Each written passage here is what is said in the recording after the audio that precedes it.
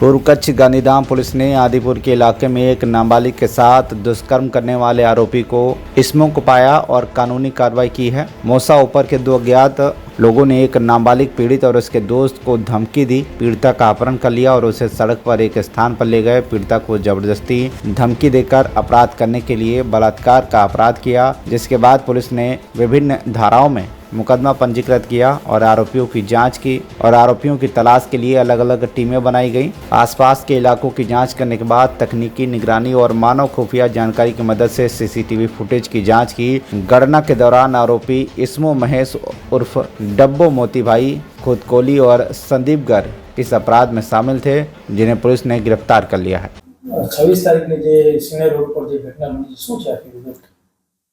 તારીખ 26 જૂન 2025ના સાંજના સમયે આદિપુર પોલીસ વિસ્તારમાં આવેલા સિનાઈ રોડ પાસે એક દુષ્કર્મની ઘટના બની હતી, જેની સમગ્ર હકીકત જોઈએ તો ભોગ બનનાર અને તેમના મિત્ર સિનાઈ કેનાલ આસપાસ ફરવા માટે ગયેલા તે દરમિયાન બે અજાણ્યા ઈસમો આવેલા અને તેમને આ બંનેને પોલીસને લઈ જવા માટે ધમકાવેલ અને એક ઈસમે ભોગ બનનારને સ્કૂટી પર બેસાડીને એનું અપહરણ કરીને પોલીસને લઈ જતા હતા। તે દરમિયાન રસ્તામાં એક ટેકરાવાળી જગ્યા ઉપર લઈ જઈને ભોગ બનનાર સાથે બળજબરીપૂર્વક શરીર સંબંધ બાંધેલ અને ત્યારબાદ તેને રસ્તામાં ઉતારી દીધેલ।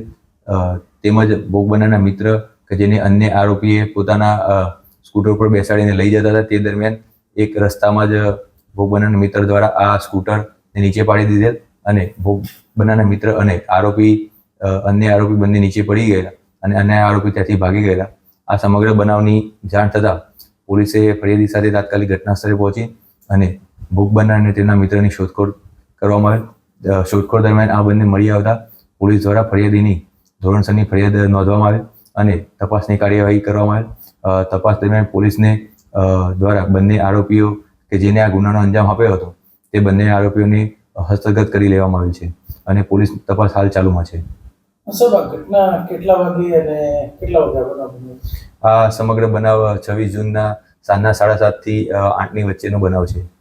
હાલ સાહેબ કાર્યવાહીમાં શું ચાલી રહ્યું? હાલ પોલીસ દ્વારા બંને આરોપીઓની ઓળખ કરી લેવામાં આવી છે અને પોલીસ દ્વારા બંને આરોપીઓની ધરપકડની કાર્યવાહી હાલ ચાલુમાં છે। गांधीधाम गुजरात से रतन मुकेश की रिपोर्ट, TV1 इंडिया न्यूज।